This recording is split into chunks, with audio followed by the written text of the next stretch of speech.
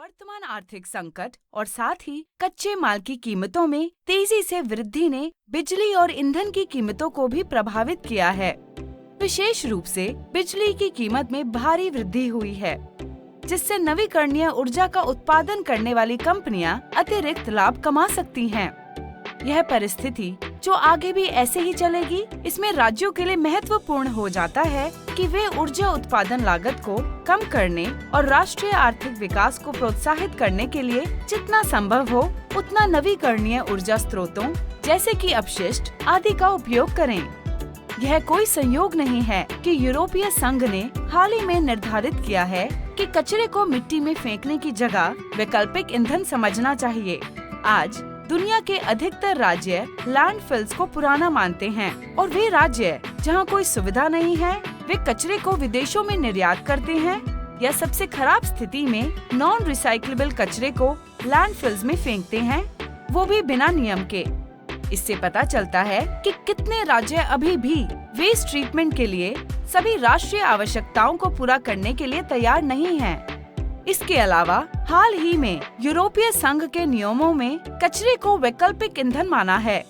हम दुर्भाग्यपूर्ण निष्कर्ष पर हैं कि इस ऐतिहासिक समय में कई कंपनियां वैकल्पिक ईंधन निर्यात करने के लिए या इससे भी खराब इसे लैंडफिल में फेंकने के लिए भुगतान कर रही हैं, जो पर्यावरण को नुकसान पहुंचाता है। अब हम देखेंगे वेस्ट टू एनर्जी प्लांट के अंदर होने वाली प्रक्रियाएं और कैसे कचरे को बिजली और हीट में परिवर्तित किया जाता है। चलिए साउथ टायरोल में बोल्जानो नगर पालिका का उदाहरण लें, जहां अलग अलग वेस्ट कलेक्शन का हिस्सा लगभग 73% है, जो इससे इटली के सबसे अच्छे रीजन्स में से एक बनाता है। हालांकि नॉन रिसाइक्लेबल शहरी कचरे का शेष 27% ऊर्जा के रूप में दोबारा पाने के लिए वेस्ट टू एनर्जी प्लांट में भेजा जाता है। आइए विभिन्न वेस्ट टू एनर्जी प्रक्रियाओं को जल्दी से जानते हैं। कचरा पहुंचाने वाला ट्रक प्लांट में आता है और बिना किसी पूर्व उपचार के कचरे को बंकर में डाल देता है।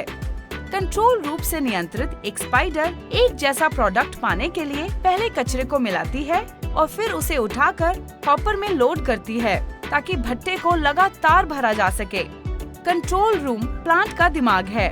इसे कमरे में शिफ्ट के प्रमुख, सर्वेलेंस कमरे के घने नेटवर्क और विभिन्न ऑटोमेटेड प्रक्रियाओं के मैनेजमेंट सॉफ्टवेयर के माध्यम से प्लांट की निगरानी करते हैं। फिर कंबस्टन चेम्बर में वेस्ट 900 से 1100 डिग्री सेल्सियस के बीच नियंत्रित तापमान पर जलता है ताकि कंबस्टन जीवाश्म ईंधन की आवश्यकता के बिना होता रहे। कंबस्टन चेम्बर में उत्पन्न हीट बॉयलर के अंदर पानी को गर्म करती है, जो भाप में परिवर्तित हो जाता है। भाप एक विशेष टरबाइन को चलाती है जो भाप को बिजली में बदल देती है। अगर प्लांट को होस्ट करने वाले शहर में डिस्ट्रिक्ट हीटिंग और कूलिंग नेटवर्क है, तो टरबाइन से निकलने वाली भाप का उपयोग इस इंफ्रास्ट्रक्चर की आपूर्ति के लिए होता है और बिजली के साथ थर्मल एनर्जी भी बनाता है। जब वेस्ट जल जाता है तो यह कीचड़ में बदल जाता है, जो राख और लौह मटेरियल्स या कान से बना होता है।